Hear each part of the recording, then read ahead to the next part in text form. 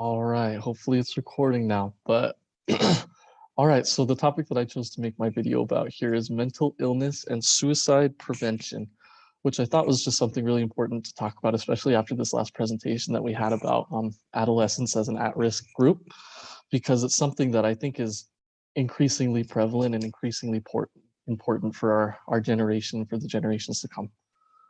So just to get started, if that'll work. So some of the most common mental illnesses that we see are depression, anxiety, and PTSD, which there are obviously lots of other different kinds of mental illness and a lot of offshoots from them, like anxiety disorders like social anxiety and general anxiety, as well as like bipolar disorder and even schizophrenia. Those are things that are um, increasing in the amount of population that is diagnosed with them, and a lot of more people are forced to live with um, these mental illnesses. And I think something else is too is that I don't know a single person who isn't affected in some way by depression or anxiety, whether that be in their own life or in the life of somebody that they love. And I think this is an increasingly important issue because they're leading to increasing suicide rates, right? Which is why it's really important to keep track of who the people are that are at risk for suicide and for mental illness. And especially in the state of Utah, suicide rates, especially for men, are the sixth highest in the country, which is quite a bit higher than the rest of the nation. The average is about double or maybe even triple. I can't remember exactly, but the people that are especially at risk for suicide are men, American Indians and Alaska Natives, young adults, lost survivors, and LGBTQ plus individuals. And so you notice for a lot of these groups, there are probably a lot of people that are marginalized and forced to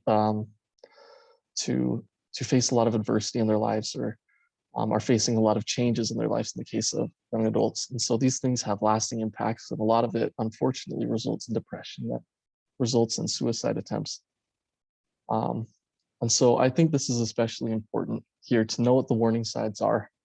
Um, Now it's a little bit different, I think, at BYU or in the Utah community because a lot of people, as you see down here, they increase risky behavior is one of the most common things, but we don't really see a whole lot of that in Utah because people don't have that background of drinking and doing drugs and engaging in those risky behaviors because of cultural and religious reasons. So I think these first three here are really important.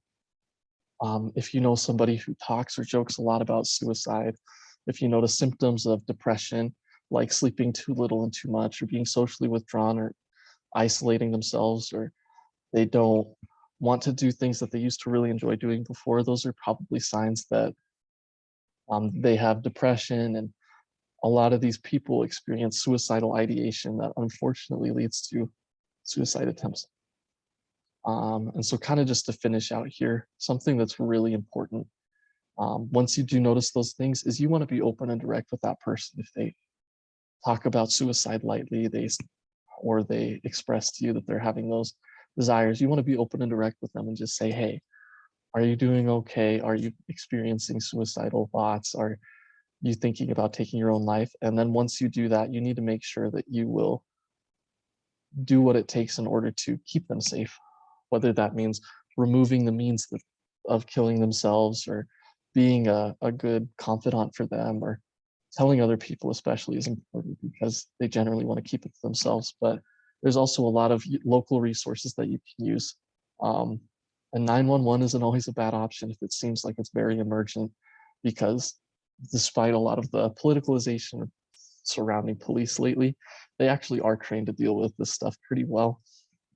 And then I also put these two links down here, which are like text lines for crises, and also a 24/7 hotline where you can call or visit the website to learn more. So I strongly encourage you to do that. So thank you.